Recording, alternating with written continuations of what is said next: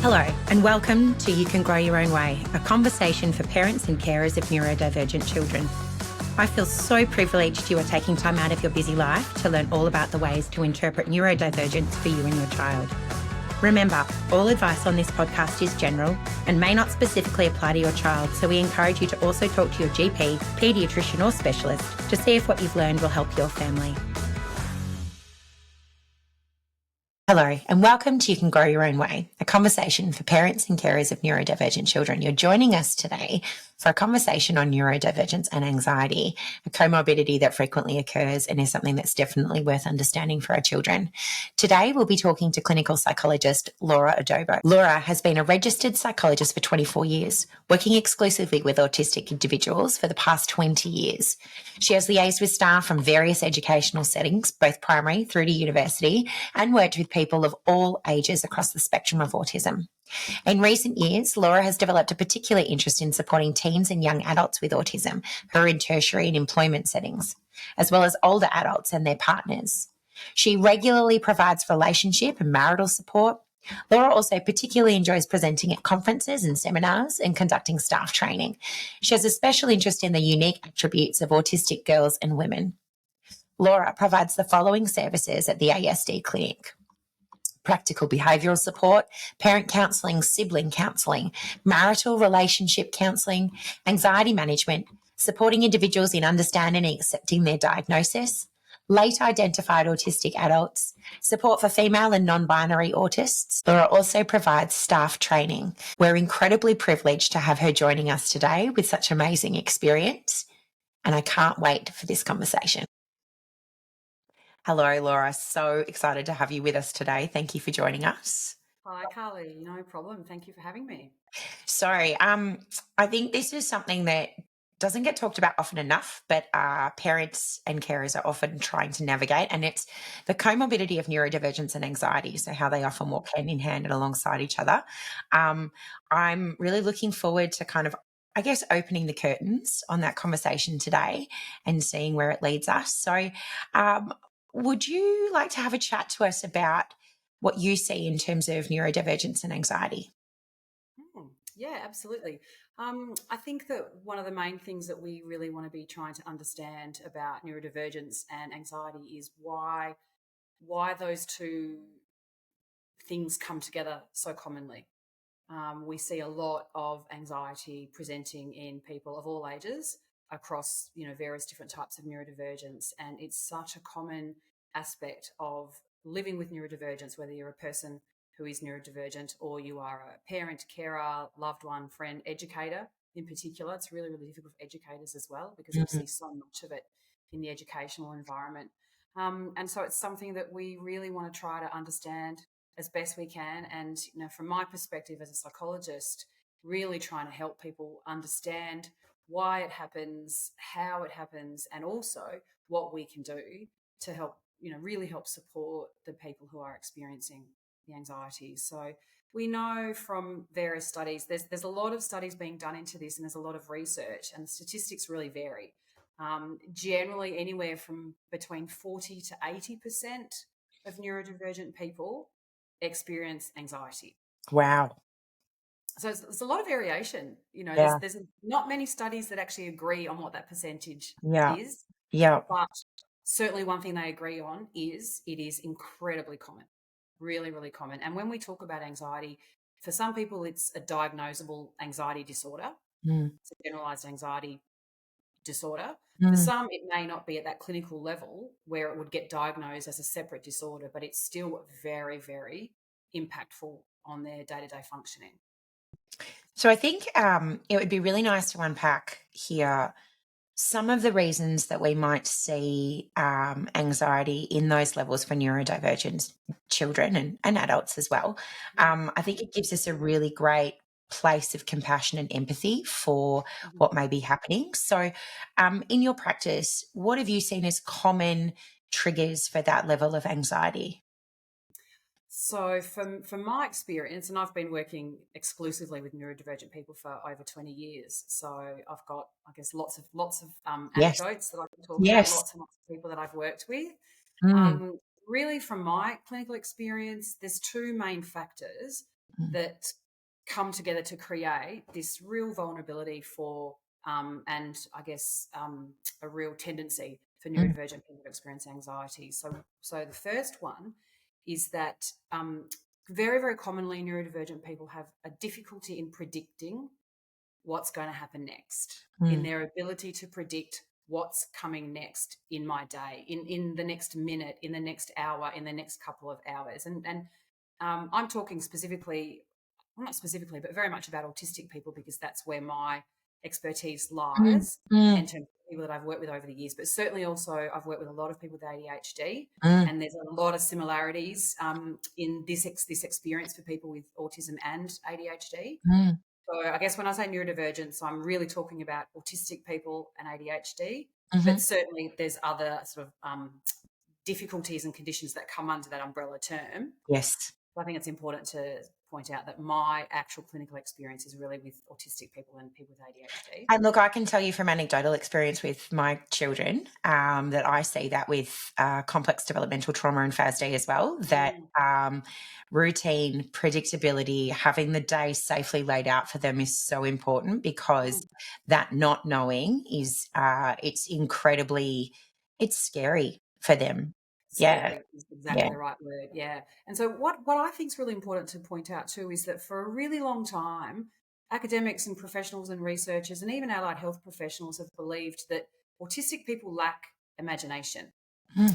And that's why they can't predict what's happening next. And in my experience, and just saw from your reaction in your experience, Yep. that's absolutely not the case. No. I've worked with hundreds of autistic people who've got the most amazing imaginations, the Yes. most incredible creativity, right? Yes. Yeah. And obviously that's your experience as Yep. well. I can tell Very from much your so. reaction. Yep. Yeah. So this difficulty in predicting what's coming next is not because they lack imagination, because the imagination can be really quite incredible, but Mm, it's just an inability to actually imagine in a different sense what's going to happen next. mm, And mm. what that causes in the neurodivergent person is this constant level of hypervigilance, Yep. Yep. constantly on alert.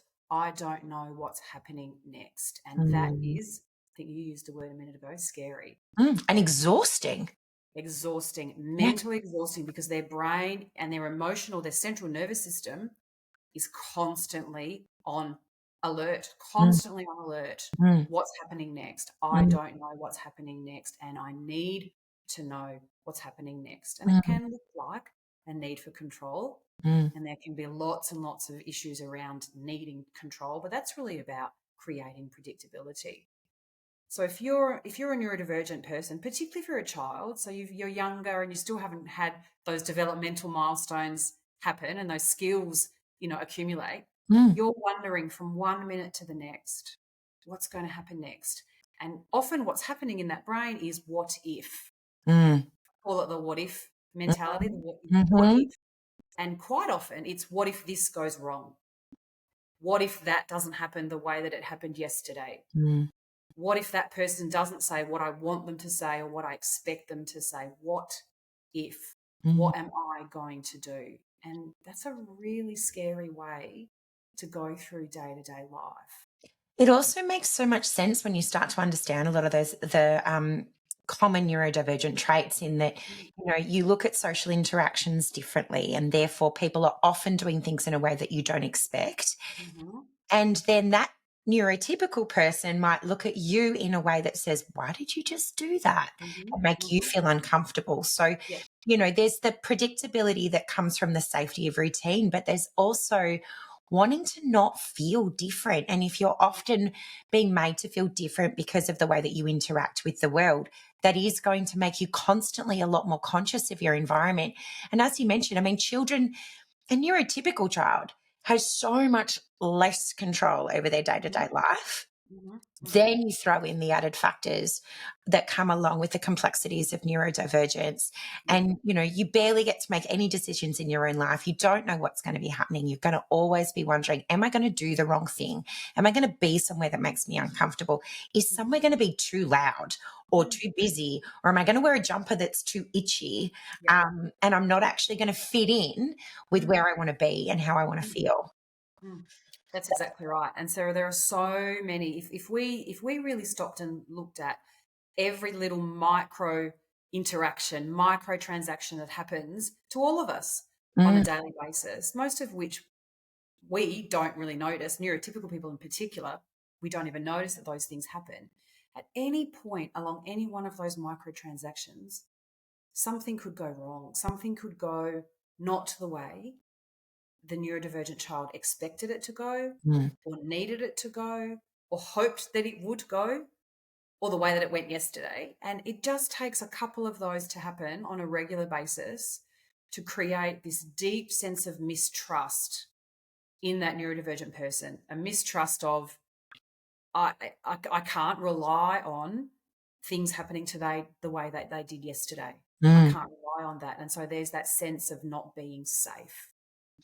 And I think anybody can understand if you don't feel safe on a regular basis, that's a pretty scary way to live. And so when you and I use the word scary, we could replace that with anxious. That's a very anxious way to live. Yes. And so most of us that are in the neurodivergent space, whether we're carers, parents, educators, professionals, we know, if we've done a little bit of research or reading, or we've been in this world, for 5 minutes, we know that structure, routine, consistency, predictability, we know that neurodivergent people really need those things in their day-to-day lives. Sometimes it's hard to understand just the level that they need those things. And for a lot of parents and carers in particular, when they're able to provide consistency, structure, routine, sometimes can be really confused, or they can be blindsided by, why is the anxiety still there? Why is this child still behaving like they need even more control? Or they're engaging in behaviours that look like anxious behaviours. And a lot of the time that's because even when you are able to provide that consistency, structure, routine, etc., the child is still not sure, is it actually going to go that way today? Is it actually going to go the way the schedule says? The teacher's been really great and made sure that there's a visual schedule on the whiteboard every single day. And most of the time, the school day goes according to that schedule. Yeah. But things pop up. Yeah. Things pop Fire up drill. Yeah, Oh my fire goodness. drill. Can you imagine what a fire drill must be like for a neurodivergent child? And there's sensory stuff, which I really want to talk about in a second. But, something got in the way. The weather turned, and so we couldn't go outside to play like we were going to. We had to stay inside. No one has control of those things. And even if a neurodivergent child is at a level where they can understand, teacher can't control that it started raining, that doesn't detract from how anxious that sudden change of plan can make them. Yeah. And even if the schedule goes back to being predictable the next day, they have that very vivid experience. But yesterday, something changed. And that made me feel not okay. Especially if we do start to talk about it, and we'll talk about later, that sort of clinical level where the brain can hijack what you believe anyway, which is where we really get into, proper generalized anxiety disorder, which we'll have a conversation about. Even if they've got that theoretical understanding, the brain can tell them something completely different. Yeah, that's exactly right. And so what we see is that parents and carers and educators, once they understand the need for this routine, so many are trying their hardest. Routine, and we talk about make it visual, teach the child, or the young person how to check the routine, check the schedule off, make sure they understand the sequence. There's so much going on there. But there are factors outside of our control. And so the anxiety can present even when we're able to do a really consistent job of that structure. So that's one part of that inability to predict what's going to happen next. And something went wrong or something changed yesterday. It's probably going to change today. So there's another factor there, which is associations. And so the neurodivergent brain is very, very, very good at making associations, linking one event to how it made them feel. And unfortunately, what it does is it locks onto that association very quickly and very strongly. And I can see from your reaction that you're understanding that you have that experience, right? Yes, most definitely. Yeah. In your life to do that. And so there could be one occasion where something didn't quite go the way this person expected, and it was the first time that ever happened. That brain will make that association between this happened, I got very anxious, I didn't cope, I got scared, Mm. And that association is then the expectation every day from that point on. Mm.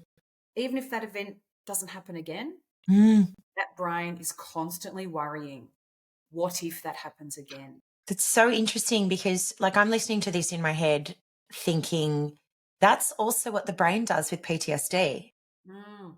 And I find that really fascinating that Mhm. those when they have an uncomfortable emotion, their brain seems to connect to it in a survival state. You know, this is Mhm. how I do to make myself not have to go through that again.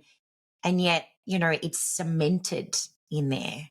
Yeah, that's exactly right. Mm. And that's really, really hard to it's almost like it's a conditioned response. As you Mm. said, it's a very primal, very survival, that very sort of fight or flight response that a lot of us know about. Mm. It's very, very hard to undo that conditioning because the autistic brain or the neurodivergent brain locks onto that. And Mm. as you just said, also with someone who's experienced trauma, particularly, Mm. complex PTSD, Mm. brain is an incredible organ, an incredible machine. But once it's locked onto something, Mm. it's really hard to change. And also, we Yeah. know that the neurodivergent brain can be very, very rigid. Yes. Yep. It can be. Sometimes that's a benefit. Sometimes that's, to that person's detriment. Mm. So once it's locked on, we have to work really, really hard to teach that brain how to do things, in a safer, healthier way, how to think and operate in healthier ways. And that's really hard. So this is reminding me of a particular experience that's standing out in my memory, where we went to a play centre with Mr. Eight, and he found a slime ball, right? One of those little squishy balls. And as can often happen when he plays with those things, it broke. Oh, And slime went everywhere. Slime went all over him. Slime went all over the jumping castle that was there. mhm. And the people who owned the play centre were actually amazing. They were beautiful. One of the owners actually has an adolescent autistic son, was really compassionate. But Mr. Eight's shame about doing that and it being different Yeah. has meant that every time we suggest going back to that particular play centre, Mhm. no, I don't want to go there. I don't Yeah. like that place anymore. Mhm. And it is directly connected with that. And we've tried on a couple of occasions to take him back to show that that's not necessarily going to happen again. You know, it was that circumstance, but no, no, Mhm. just does not want to go there. And we've connected that place with shame, and that's just how it is. Yeah. And that's a great example of that association. The brain has made that association. It is locked onto that association. And no Mm. matter how much you've all tried, that even if he wants to Mm. be able to get back to that place, even if there's part of him that wants to go back to that play center, that part of his brain, that sort of trauma anxious part of his brain, has locked onto that experience. Mm. There's that constant question in his mind: what if it happens again? Yeah. Or Yeah. it may actually be not even what if it happens again, it will happen again. Yeah. I don't care what mum tells me. I don't care what my therapists tell me. I don't care how much reassurance.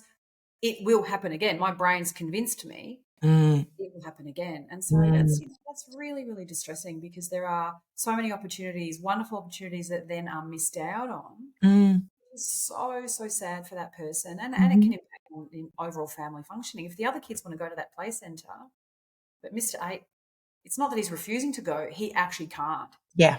From an emotional, psychological point of view, he cannot go there. Yeah. Has that impact on the rest of the family? Yeah. So, the ramifications can be for other people, not just the neurodivergent person. Mm. So we have the inability to predict. We have Mm. the fear and the anxiety that's associated because of that. We have the ability of the brain to really make these very strong associations, which can often add an extra layer of difficulty. Mm. Then we have something that you've already mentioned, which is the sensory overwhelm. And the sensory processing of a neurodivergent person is, in my experience over many, many years, been one of those areas that has been significantly under recognized, under researched, Mm. really not been given enough attention. Mm. Really. And it is so impactful.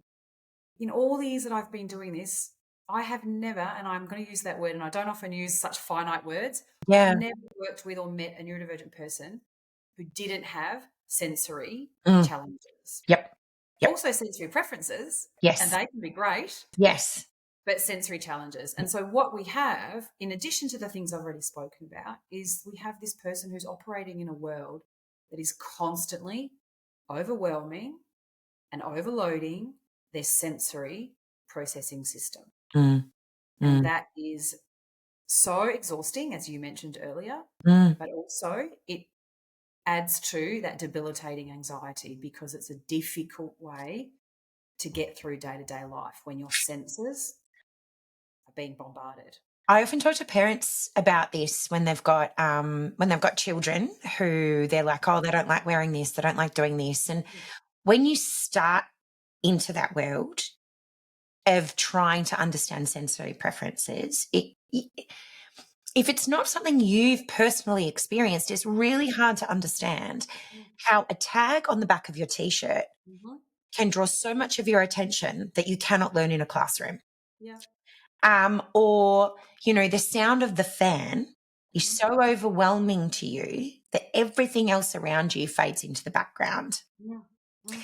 And to understand that when that happens, their nerves are solely focusing on that thing that is making them uncomfortable, Mm-hmm. and they cannot take in anything else.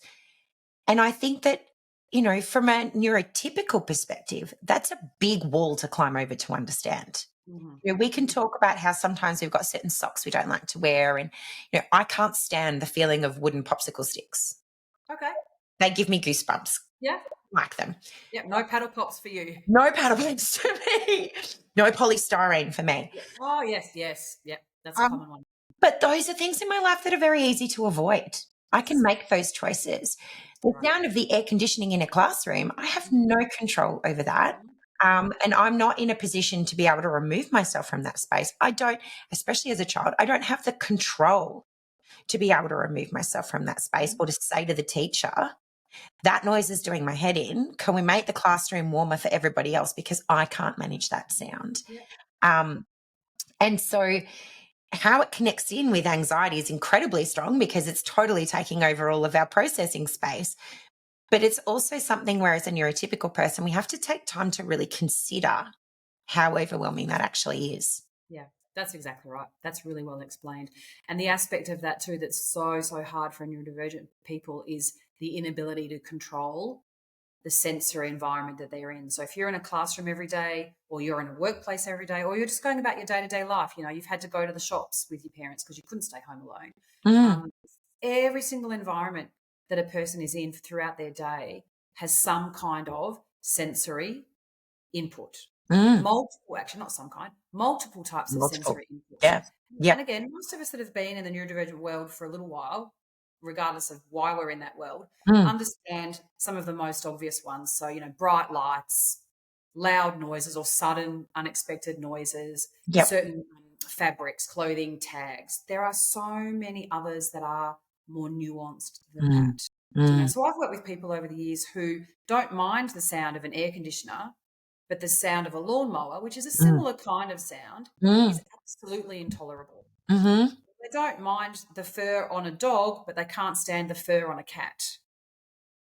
So there are so many sort of nuances that come into sensory, and also what can happen, which can be really, really confusing for parents and carers and educators, is the sensory difficulties can actually change over time. Yeah. And so you might find that your person that you're caring for or working with can tolerate certain types of clothing, and then just when you thought, okay, we've got a handle on that, it changes. Yes. And Yep. nobody can explain why. Yep. It Yep. just does. Yep. And you can't always be ahead of that. You can't always predict, even if you're good at predicting, you can't always be ahead of that. So the sensory, I guess the sensory overwhelm, again, is a constant. It is daily. And nowadays we understand more about noise cancelling headphones and maybe dimming the lights when we can and making certain accommodations. But if you're in a classroom and there are 24 other children who don't need those accommodations, it's really hard for an educator to do that. Yep. If you're in a work environment, or you're in a tertiary setting, wherever you are, accommodations that are so, so important and necessary for a neurodivergent person may be the opposite to what the other people in that environment need. I would love to give family dinner time as a really great example of that, Yes, yes. especially if you have a couple of neurodivergents in the family Yep. who all have differing needs. Mhm, And it's the end of the day. You're dealing with the sensory inputs of food mhm, and mhm, how that then makes everybody else at the table manage what they do with their hands, how they mhm, stim, their mhm. vocal capacity to be able to get through the process of eating. And I can tell you from our house, dining experience is very loud.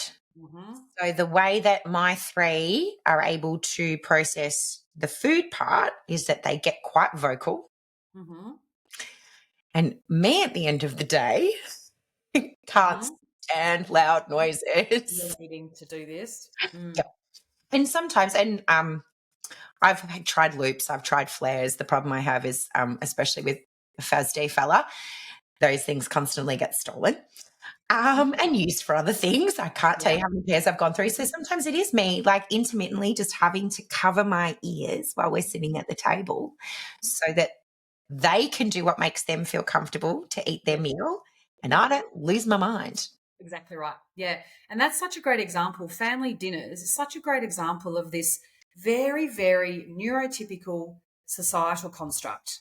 Family dinners are supposed to be Mm, everybody comes to the table, we all sit around and share about our day. It's the time of day where the family comes together and we share with each other and we enjoy time. And then the rest of the time, especially if you've got teenagers or young people who are on screens, everybody disperses. mm, And I've lost count of the amount of families and I guess really mothers that mm, I've worked with, some mothers who are also neurodivergent and some mm, who aren't, mm, have been really turning themselves into knots, trying to force.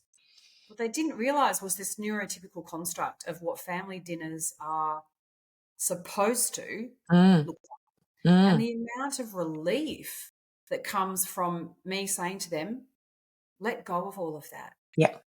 Neurodivergent family dinners need to be whatever they need to be in your household. So that Mm. might mean that one of your kids is at the table, one of your kids is in a beanbag, your husband or yourself is in the bedroom, Yes. and you might all be eating very separately, and you might all be eating at different times, and you're probably eating different foods as well, because Mhm. you've all got different preferences, right? And there may be a couple of you that can tolerate sitting at the table. And if you can, that's lovely. Yeah. But if you can't, that's also okay. Yes. That's also okay. But as parents in particular, there's so much pressure to do what you think is the right thing or what people expect of you to do. There's so much fear of judgment. Mhm. The Mhm. amount of mothers that said to me, if my extended family sat down and saw what our dinner table was like, they'd be horrified. Yep. They are so fearful and understandably Yep. what other people are going to think and say about the way they parent their family. And it's, Raising my hand for the beginning of our yeah, journey, it was you know, totally like that. it's Yep. so distressing to me to see how caught up people are in trying to fit neurodivergent people into neurotypical Yes. standards, expectations. Frameworks. Yeah. Yeah, all Yeah. of that. And it's Yeah. it's it's so debilitating and it's exhausting. Our dinner time looks like a game of duck, duck, goose. There you go. Yeah. Does that work for Um, your family? it works for our family because my two Right? youngest, they need to move to regulate. Yep. And so they'll eat a few mouthfuls and they'll run around. We Yep. actually have a spinning chair that sits near the table and Awesome. they'll often take turns having a spin and then they'll come back and they'll eat some food. Yep. And yeah, if my husband's parents Yep. watched that as our dining experience, my Mhm. grandmother would turn over in her grave. Yes. No Yes. elbows on the table. We don't drink water while we're eating, like all of that sort of thing. And But she'd probably tell you to get a handle on things. yep, Teach your children some manners. and This is what respect. table manners are supposed to look like. You're supposed to sit still. You're supposed to eat with your mouth closed. You're not supposed to be running around, jumping around. You're not supposed to be eating food with your fingers, or Mhm. you're not supposed to be upset because different coloured vegetables were touching each other on the plate. Mm, You're not supposed to. And mm, yeah, so actually, a lot of the work that I do with mothers, a lot of whom are discovering that they are actually now neurodivergent, mhm, didn't mhm. know that. So that's a big chunk of the work that I do now. Yep. Mothers and carers, I should say, is really about understanding that they, without realizing, have been forcing themselves and their family to conform to these neurotypical ideals and standards. Mm. Just so unfair to for them to be thinking that that's the way things need to be, because Yep. it's really setting themselves up for what then feels like failure Yes. Yep. and shame and embarrassment around the way that my family behaves when we're at the dinner table, or when we Yep. go out to a cafe, if we ever are able to do that, or when we're walking around Woolies, Mm. and stuff's happening that people are noticing. Mm. So that's again the sensory aspect of a neurodivergent person. And if you've got more than one neurodivergent person in your family, then that can get quite complicated and Mhm. quite chaotic. It's really about saying to yourself, what does our family need Mm. at dinner time? Mm. This individual need at dinner time. And if it is to sit in their room, in their beanbag or their cloud and eat with their fingers, Mm. and that's how this person is going to be able to actually eat and be fueled, because food's pretty important, Very important. then we got to find a way to let that not just be okay, but actually be encouraged. Yes. Yep. Yeah. So I've worked with a family that I know in particular, and the mum has just not long discovered that she's neurodivergent, two teenagers neurodivergent. And she's now, with some help from me and some work that we've done together, she's at the point now where she gets food ready in the kitchen. Mm. Lets her kids know the food is there, and everyone just walks in and out of the kitchen at their own leisure. When one of them's ready to eat, walks into the kitchen, grabs the food, takes it wherever. Yep. Yep. When the other one's ready to eat, walks into the kitchen, grabs the food, takes it wherever. Yeah. They almost never, the three of them, sit down to what you would call family dinner. And Mm. the peace that has brought to their family, Mm. absolutely invaluable. Mm. And they're all actually eating much better now in terms of, eating more consistently. Their Yep. nutrition's improved, their overall health has improved, but the stress levels Yeah. have Yep. significantly improved. And that took Yep. some time to get them to a point, his mum in particular, to get her to a point where she was actually okay with that being their version of family dinner. And that's a whole new level of anxiety as well. If we talk about, the neurodivergent parents who have been raised with the generation above them that had no concept of Mm-hmm. neurodivergence at all. And really, like for my generation, it's still a new concept. We weren't talking Yep, about it. Gen X, we weren't talking about it. exactly. And so we're, I think, a lot more open to and are experiencing it through our children. So we're a lot more open to it, but we've still been taught all of those norms that Mm-hmm. have been from the generations previous. And so, yeah, that's its whole, for a parent or carer who is neurodivergent, there's a whole level of anxiety of feeling like they're failing at what is expected of them, which is, that's really heartbreaking, because the reality is they'll be doing the best that they can. Absolutely. I've Mm. never, ever met a parent who wasn't doing the best they absolutely could. But Mm. that feeling of I'm not doing enough, or I'm failing, or I know I'm going to be judged by people if they saw what goes on inside my house, I know I'd be judged, I'd be criticized. And Mm.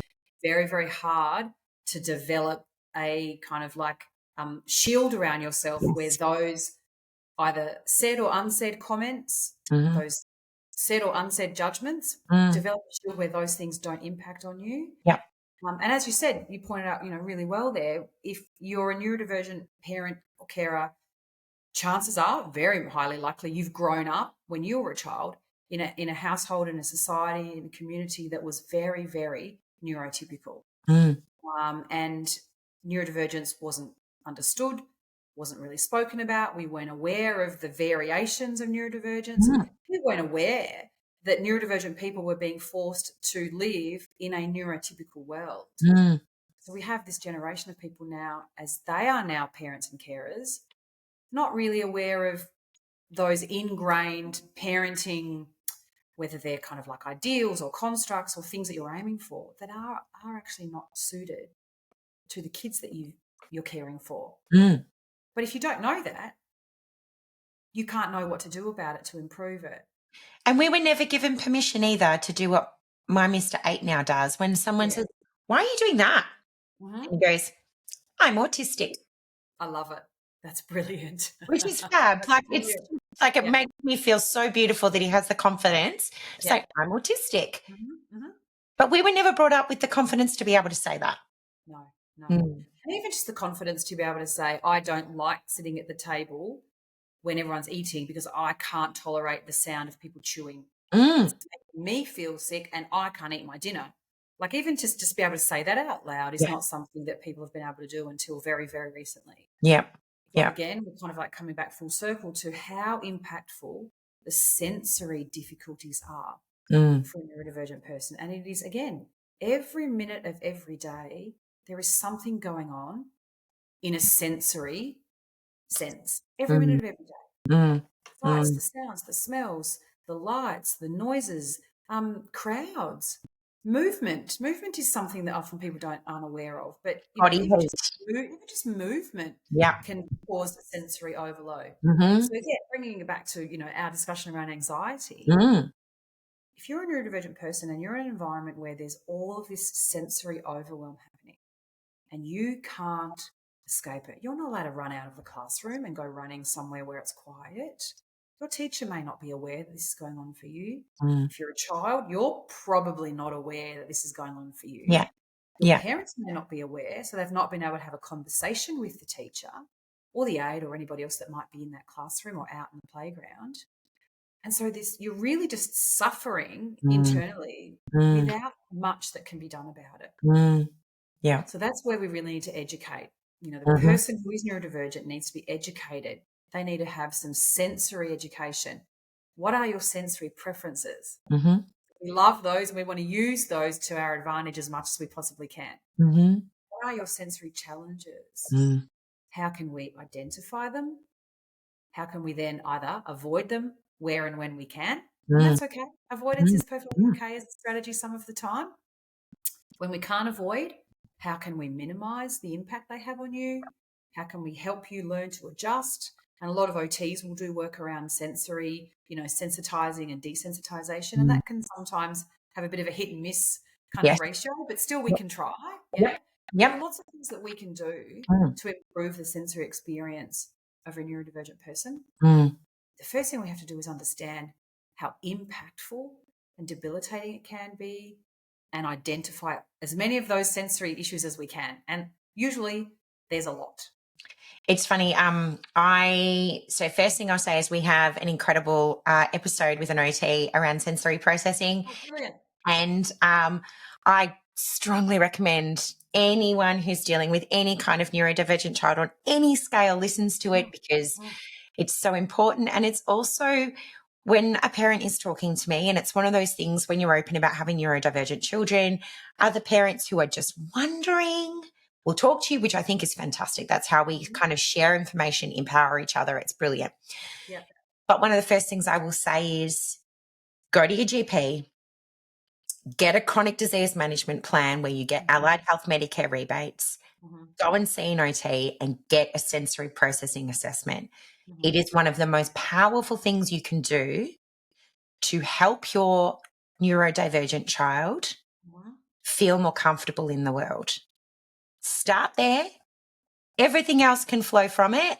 But if mhm. you have that information, you're automatically going to be able to dial down some of that anxiety and overwhelm that they feel in their space. Exactly right. Exactly right. And, ideally, if it's an OT who has experience working in the ASD space, the neurodivergent space, and that's, even better. Mm. But yeah, OTs can do some incredible work.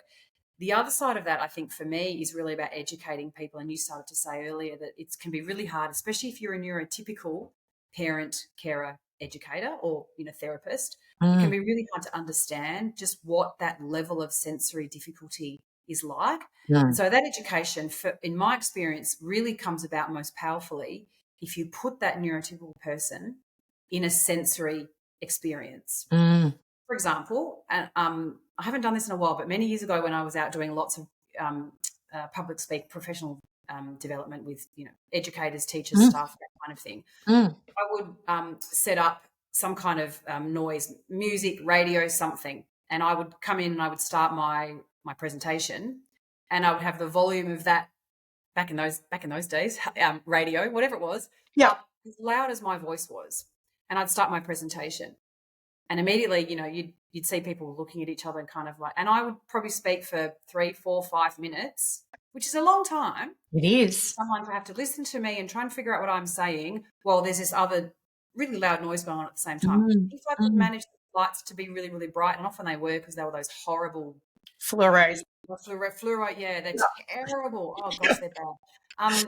And so what I would do is I would have those people actually experience, this is what it's like, really, really commonly for a neurodivergent person. Be having, if they've got auditory processing difficulties or they're really quite acute in their auditory sensitivity, trying to imagine being in a classroom and you're trying to listen to your teacher and all of this noise is coming in at the same level of volume. How would you be at the end of the day? You'd probably go home with a migraine. Yeah. Not to mention, you would have missed most of what the teachers said. Yes. And you'd be really, really escalated. So, you don't feel scratches on the back of your neck from the tags in your clothing. But if I get something a little bit sharp and I just, run along the back of your neck for 30 seconds and I say to you, imagine if that was happening to you for 8 hours while you're sitting in a classroom. At some point, your brain is going to be not only very distracted by that, you're going to be like, oh my God, get this thing off me. Exactly. Yeah? Exactly. That was every single day. Imagine if you had that feeling, but you actually didn't really know specifically why you were having that feeling, what was causing that. You couldn't actually identify it. So you couldn't just say, oh, well, I'll just cut the tag out of my jumper. Yeah. So, neurodivergent people tend to have a really strong sense of smell and they can sometimes have preferences for quite unusual smells or preferences for quite unusual tastes and things that a typical person might be kind of like, oh my God, that's disgusting. How could you like the way that tastes or the way that smells? Yep. Again, we need to help neurotypical people be educated, understand that that's not something a neurodivergent person can control. If they like the smell of nail polish remover, those really strong solvent type smells, when a match has been lit and then blown out, I've worked with so many people that like those really strong chemical type paint that, and for most people they'd be like, oh, that smell really bothers me. But a neurodivergent person can't control the tastes that they like, the smells that they like. They can't control, okay, the way this tastes in my mouth is good, so I want more of that. Yeah. My mum's telling me that's dangerous for me. That's going to make me sick because of whatever it is. I don't really like it. I like how my body feels when I eat it. So then there's this real conflict. So it's helping a neurotypical person understand what this actually genuinely feels like, smells like, tastes like, sounds like. What do the bright lights do when they're shining in your eyes for, this amount of, if we can help them really live that, people talk about lived experience and how important that is. That can help a level of understanding and also a level of empathy. So I actually, I said to Laura before we started that don't worry about side quests because side quests happen. We've gone down one, haven't we? Now I've been talking about sensory stuff for such a long time. As I said, all of the gems come out in side quests, and I think this has been look, it's directly connected to anxiety, so it's not that much of a big side quest, but it's such an important part of understanding the experience and gaining empathy and compassion. Like it really is. And it's for neurodivergence, it's such a key part of their overwhelm, such a key part that you can't really have a conversation without really understanding the impact of this. I'm going to ask then, how do we identify in our little ones or not so little ones when that anxiety is really kicking in, and even more so when it's at a point where we need to make sure that we're working out how we can get them interventions for that anxiety? Yeah, that's a really great question. There's a long answer to that question. I'll try very hard not to go off on my side quests. Maybe I'll come back for another time and talk about some side quests. So what we want to really be doing is looking for the signals. We want to be looking for signals that tell us something's going on. And often when something's going on, anxiety is almost always either the factor or one of the factors, because we know that anxiety is so common in Mm. neurodivergent people. Mm. And we want to be looking at signals that sometimes are external and sometimes they're internal. So external signals would be the things that we can see and hear. So you might see in your neurodivergent person, child, external signals such as pacing back and forth. Mm. You might see them engaging in behaviours that are what we would say are signals for anxiety. So they might be getting increased repetitive behaviours, Yep. or increased in compulsive type rituals or behaviours, so introducing new rituals to their day. Can't get out the door until they've done X, Y, Z. And Mm. it wasn't like that a week ago, or it wasn't like that a month ago. Mm. Avoidance, so avoiding school, school can't, as it's now called. That's a Mhm. huge one. Mhm. Avoiding environments, avoiding certain people because for whatever reason those environments, those people are creating or triggering anxiety in the young person. And so those external behaviours can be, so repetitive behaviours, an increase in those, an increase in sensory seeking or sensory Yeah. avoiding Yep. is often a clue there's some anxiety escalating here. Mm. Avoiding or not being able to go to school is also a really common one. Mm. Other sorts of behaviours we might see, pacing back and forth, what used to be called stimming behaviours, so self-stimulatory type behaviours. Some that can be a little bit unhealthy, so skin picking, Yeah. a Yeah. really common one. So the ones that I've known are really, really common: skin picking, pulling at eyelashes, pulling at eyebrows, pulling at Mm. hair Mm. would be a really common one as well. Biting themselves, or really biting down on objects in a really kind of ritualistic and obsessive way. Mm. Sometimes we can see the face looks really red and flushed, or the person might actually be sweating. Mm. They might be doing things with their hands, like really kind of like really tense. So you can see tension in their body. We might see a really sort of increased rate of speech, or repeating the same words and phrases over and over and over again. And you can see there's anxiety happening there. So sometimes the signals are quite external and we can see them. Mm. Mm. Sometimes the signals are internal, and that really is around the person shutting down and Yeah. withdrawing. Yeah. And then what's going on inside that person's body, we can't see that. That's when we have to try to work with that person to help them cue into their body. Mhm. Is your heart beating faster? Do you feel sick or funny or not quite right in the tummy? Mm. Do you feel hot in certain parts of your body, and that's not normally how you feel? That's not how you feel Mm. when you're calm and relaxed. Is your brain really, really busy? Are there thoughts racing around in your brain and you can't understand them, or you can't slow it down, or you don't like those thoughts that are happening in your brain? Mm. So that internal aspect of anxiety, that's really hard because we can't see those. And often neurodivergent people aren't aware of them. They have issues with interoception, so they're often not able to cue in what's happening in my body. I can feel something, but I don't know the word for it. Mhm. Don't Mhm. even know if that's something I should be telling someone, because I Yep. don't know that that's not how everybody feels. So interoception is also an issue, and I'm not going to go Mm. down that side quest. No, my brain, while you were saying that, I'm like, oh my God, neurodivergence and interoception, that must be such a challenge for them. Yes, Yeah. it's so hard. So as an allied health professional, part of my role is to really work with that young person to identify what can you feel in your body? Mm. What can you feel inside? And how do you know what that is? That pain in your tummy, how do you know if that's hunger, or you need to go to the bathroom, Mm. Or or you're worried. you ate too much, or Yep. you're worried, or Yep. there's a medical issue that needs to, requires a GP? Like, how do you know? How do we, as neurotypical people, Mm. neurotypical, how do I know that that particular pain is because I need to eat? Mm. Particular pain is because I need to go to the bathroom. I don't know how I learned that. Yep. I just Yep. did. You just did. So if we don't know how we learn that, how do we help a person who doesn't intrinsically know how to do that? Mm. How do we teach them how to? That's really hard. Mm.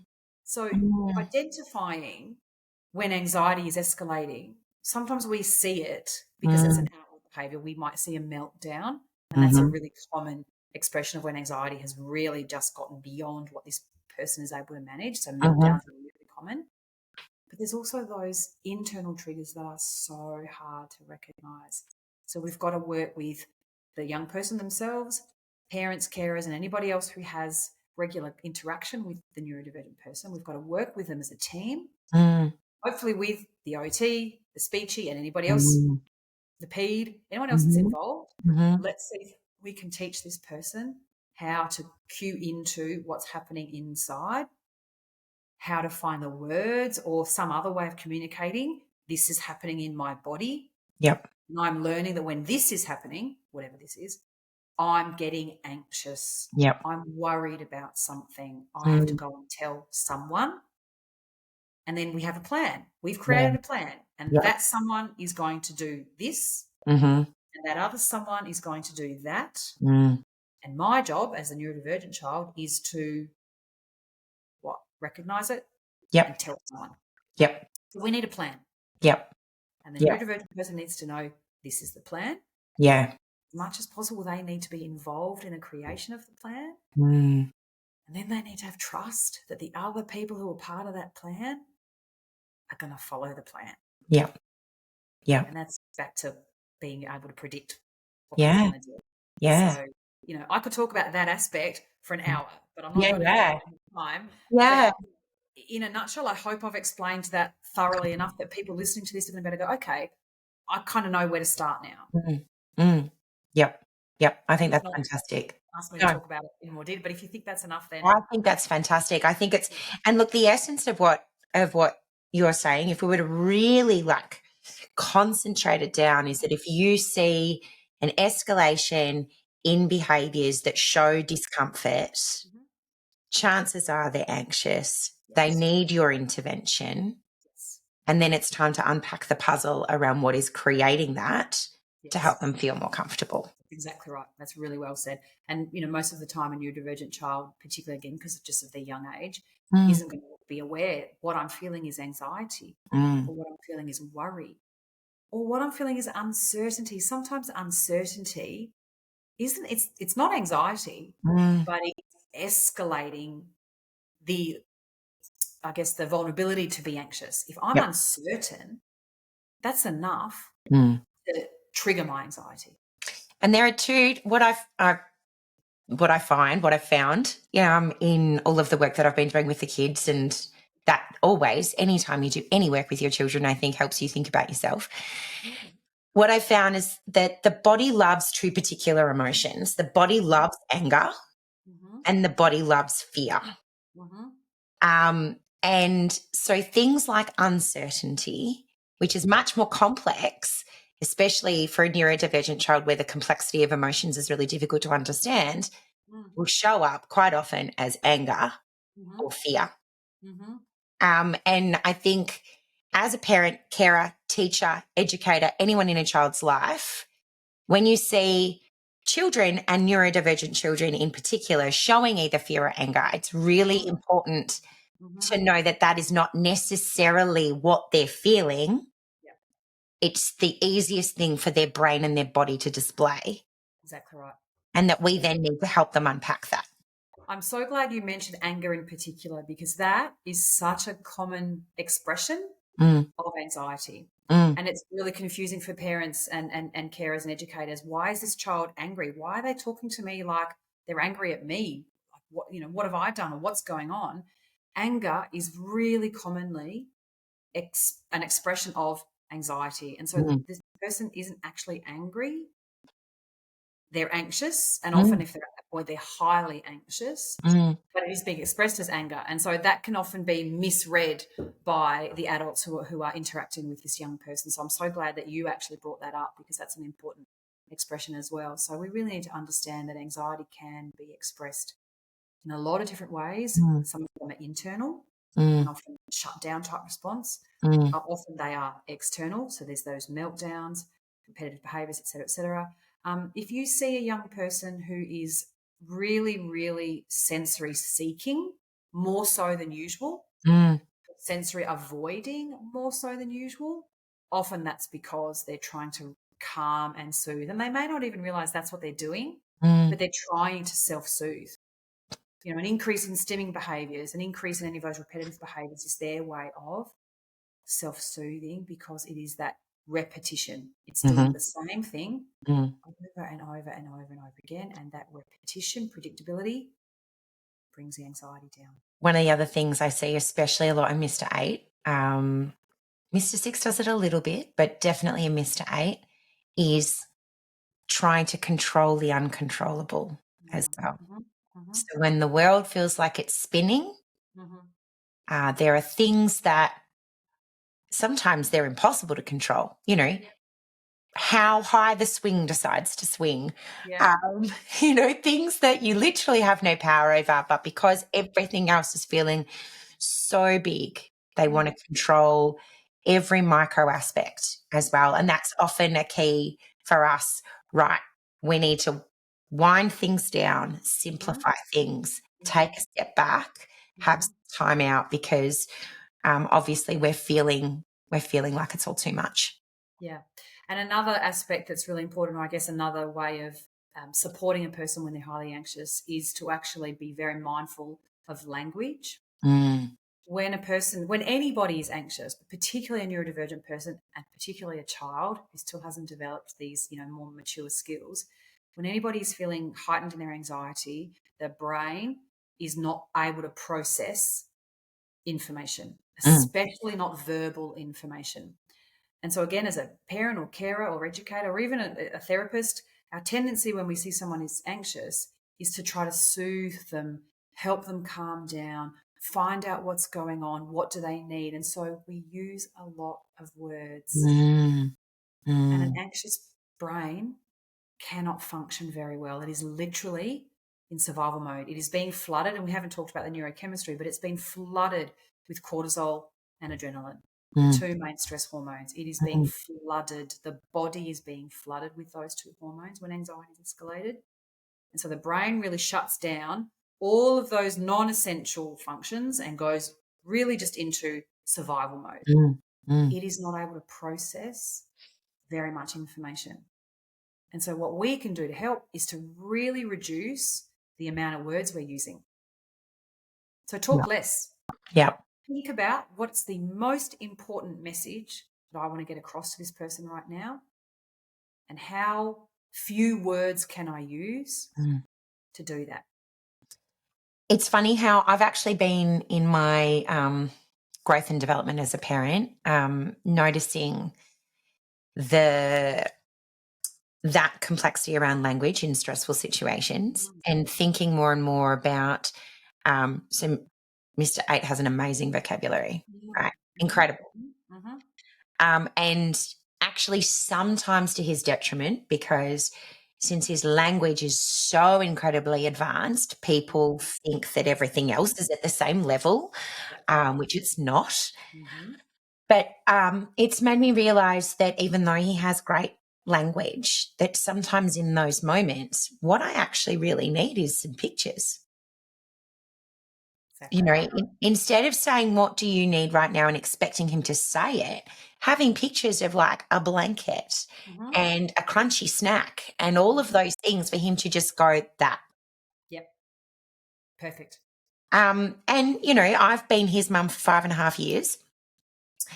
And I'm only just coming to realize that. So we do grow and learn. But it's interesting that you say that at this point in time because it is exactly where my brain is starting to There you open go. up Yeah. to. Yeah. Yeah, I'm glad Yeah. that's helpful. Yeah. And you make a really good point, particularly for neurodivergent people who are so verbally skilled in their expressive language. Mm, Often their receptive language, so their understanding of language isn't quite at that same level. So their vocabulary might be amazing, way advanced for their years. And as you said, people will then assume that all of his skills are at that same level, and often mm, they're not. mm, And so, what we need to understand and be aware of is even if someone's vocabulary is incredible, their receptive language, their understanding of what's being said to them is mm, often not at that same level. mm, And then when they're anxious, mm. they're even more unable to process what's being said to them. And so Yep. the use of pictures, brilliant strategy. That also comes back to what I said a minute ago about having a plan. When you've Mm, got an agreed upon plan and that plan is been made into a visual representation and it's on the fridge and it's on the classroom door and it's on the bedroom door, when anxiety is escalating and the person is maybe going into shutdown or even on the way to a meltdown, and we've got a plan. And they're pictures, and there may also be words, but there are pictures, and the pictures are in the order. And this young person knows this will happen, then this will happen, then this. So as you've just said, Mum will give me my blanket, and my cloud will be available for me to sit on, and turn all the lights off or pull the blinds down. Yep. So reducing the sensory input is a really incredible and really often accessible way to improve when someone's having an escalated anxiety episode. Cut out as much sensory as you can. So pull the blinds down, turn the lights off, give them their noise cancelling headphones, give them their blanket, the cloud, the beanbag, the whatever. A lot of people drinking something cold or having ice on their face, the weighted blanket, etc. But if that can be communicated in very few words, and even in pictures, as you said, it saves that person who's feeling anxious from having to try to interpret and process the words that are coming at them. And red hot tip when you're talking about interpreting as well, when it comes to visuals, something else that I used to make visuals using icons and clip art. And especially in those moments of where they're overwhelmed, I'm now starting to realise the importance of it being the actual thing. Yes. Take a photo of their blanket. Take a photo of their weighted toys. So there's no interpretation required. Also, a lot of neurodivergence, there's a lot of black and white. So it means it will be this blanket. Exactly right. Exactly right. And I would take it one step further. I would take a photo, for example, if it's Mr. 8 and he's in his favourite beanbag with the blanket and the iPad and the noise cancelling headphones, take a photo of him in that state. Yes. Yep. And that's kind of like the last step of the plan. So he knows, okay, all these steps are getting me to this last picture. Yeah. I want to be what I'm seeing in that picture. Yeah. So you're right. Taking a photo of the actual thing is often more successful in getting that message across. But we really want to be being mindful of the language that we're using. Use as few words as possible. Be very clear. Almost go to their form of communication, which is very black and white and very literal communication. And for some neurodivergent people, when they're really anxious, they need to be left well alone, no touching, don't come anywhere near my personal space, stay away. We need to know that. Others actually need the pressure. hug. They need even just the physical presence of a safe, trusted person just sitting beside them, not talking, not touching, but just there. So again, we really just need to learn, and often this learning is done through trial and error. Experimentation, lots of trial and error. You've got to be prepared to fail. But really learning what specifically does this young person need when they're heightened, when they're escalated, when they're overwhelmed. And also knowing it might not be the same things every single time. Yeah. Sometimes he wants his weighted blanket, sometimes he doesn't. And that can be scary for parents because you're so desperate to help them feel better that there can be this pressure. We better, please, we don't want it to get to that meltdown. I've said to so many families over the years, sometimes the meltdown just has to happen. Yeah. Sometimes, and it's horrible. It can be very inconvenient, especially if you're out in public. It's really distressing to see someone that you care about go through that.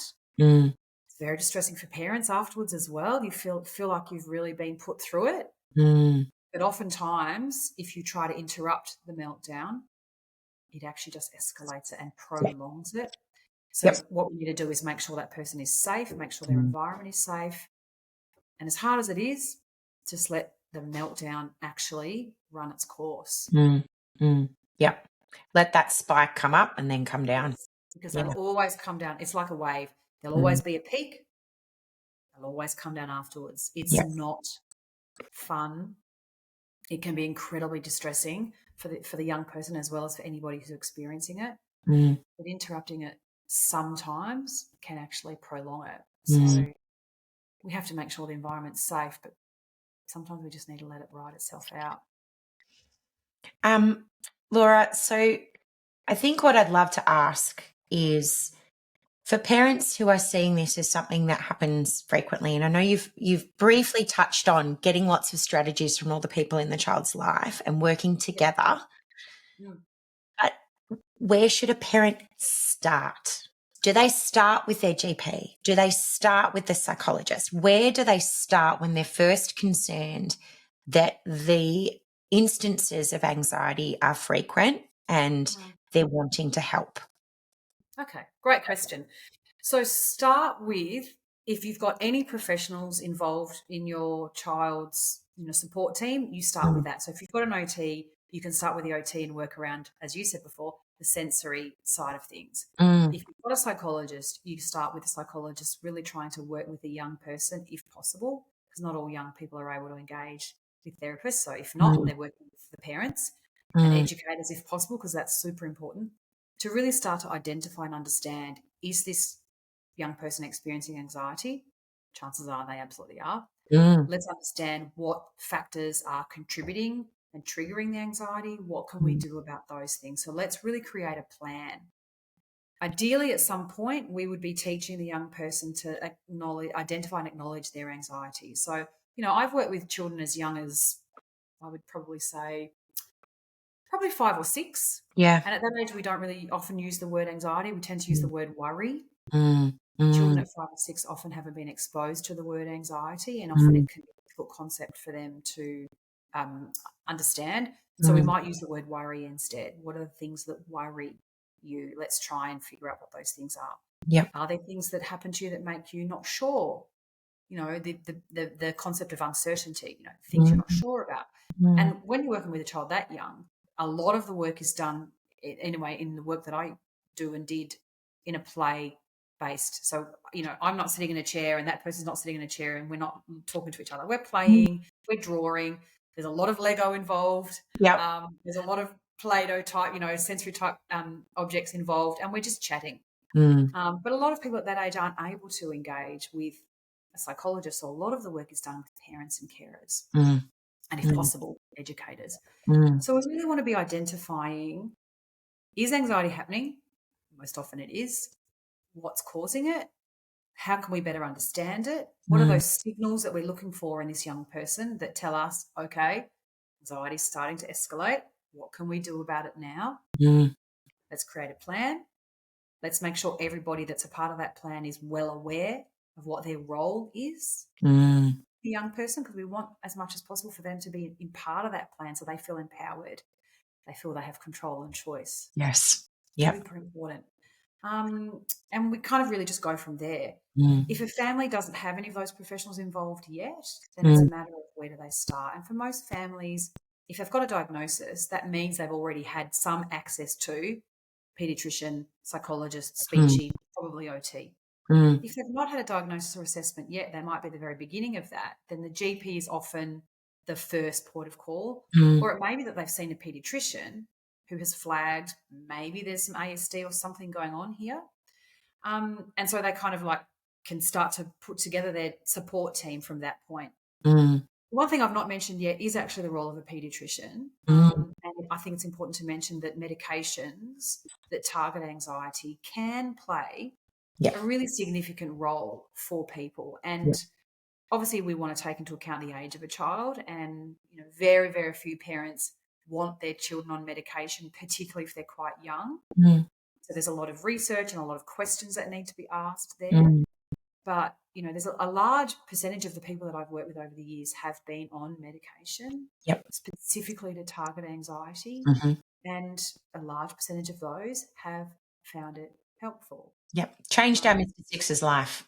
There you go. So you've experienced that as well. And we need to remember that there's a lot of brain chemistry going on here, the cortisol, the adrenaline, that no amount of psychological therapy, OT, etc., is actually going to be able to impact. So sometimes we as allied health professionals need the input of the pediatrician with the medication to supplement the work that we're trying to do. So from my own professional perspective, I never, ever, ever will say to a family, go and get some medication and everything will be fine. It's absolutely not the way that I work. It's very much medication can be one part. That's it. Of our toolbox. Definitely. And for a lot of young people, once the medication has had a chance to work and it is effective, it actually allows their brain to take on and learn the strategies that we're trying to teach them. 100%. Yep. Yeah, and it sounds like, and it looks like from the way that you're responding, that you've had that experience. Most definitely. Yep. Yeah. So we need to know that can be, and then parents who don't want to do that, and that's absolutely fine. But medication can be helpful. Yeah. And I think the point you made there, it's kind of, it's one brick in the wall. Yeah. That it's not the thing that will fix everything, but it can certainly provide a level of intervention that allows all the other techniques to work more effectively. Yeah. Yeah.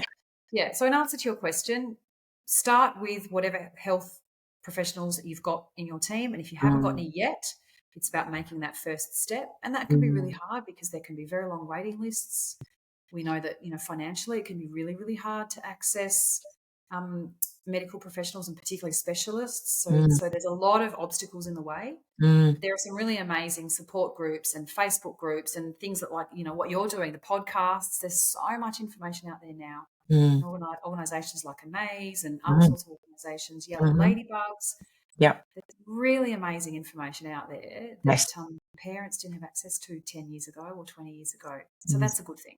Yeah, definitely. And don't underestimate as well if you're feeling nervous to use your personal networks, because chances are neurodivergent children often do, even when they don't know they're neurodivergent, they gravitate together. They absolutely do. And so chances are there's a parent you can ask a question of who will be more than happy to give you some time and share their experience to make you feel like it's not quite as daunting. So important to have community. Because it's so isolating to have a child who's got difficulties, and neurodivergent difficulties are often quite hidden from the rest of the world in terms of they're not necessarily that obvious. It can be so isolating, particularly if you're a parent who's mostly at home, caring for children at home. And you've got a school cart. So if you've got a school cart, oh my goodness, it makes the challenge so much greater because you don't have school pickup to be able to share those experiences. So you need that community. So it's really, really fantastic that it's that community is building exponentially. And I've seen so much growth in that area in the time that I've been working in this field, and that can only be a good thing. Laura, I am just so incredibly grateful for this discussion. I think it's wow. Like, we've covered so much. And I love that this has been not only so beautifully neuroaffirming, but also just so it's all come from a place of emotion, empathy and compassion. And so I think it's going to be really easy for parents and carers to listen to this and understand how they can support their child. I also think that we need to have another chat because I think we've got lots of things that we can talk about. We went down a couple of side quests, didn't we? Yeah. It's fantastic. It's fantastic. And, as I said, like, side quests are where the gems come out because it's the things that we're obviously very passionate about. And that's where, the beauty of this sort of format comes in. So, but yeah, it's been an incredible conversation. We've had a big, long chat. So what I'm going to say while we're still recording is any of these longer format ones that we do, go back and listen to them more than once, please. Go back, listen to it 2-3 times, even bookmark the parts that you're finding that you really want to remember. Because we have amazing expertise. As Laura was saying, she's worked with neurodivergence, particularly in the autism space, for 20 years, and that's an amazing amount of experience. So I recommend that you listen to it as many times as you need to just soak all the information in. And Laura, I'm so grateful for the time and the detail and the experience you put into this conversation. Thank you so very much. Well, you're welcome. I've had a really enjoyable time. It's been a pleasure talking to you. It's something that I could talk about for hours and hours and hours. And I really like your suggestion for people who are listening to this to maybe go back and listen over it a few times, partly also because sometimes when I've got lots to say, I can talk really quickly, and I can imagine that people might miss some of the things that I said. So it might be helpful for them to go. So much for me not using too many words. That's something I'm still learning how to do. It's called excitement, Laura. It's excitement. That's what it is. It's been a real pleasure. It's been lovely talking to you today. So I hope some people are going to find that helpful. Beautiful. Amazing. Thank you so much. No worries.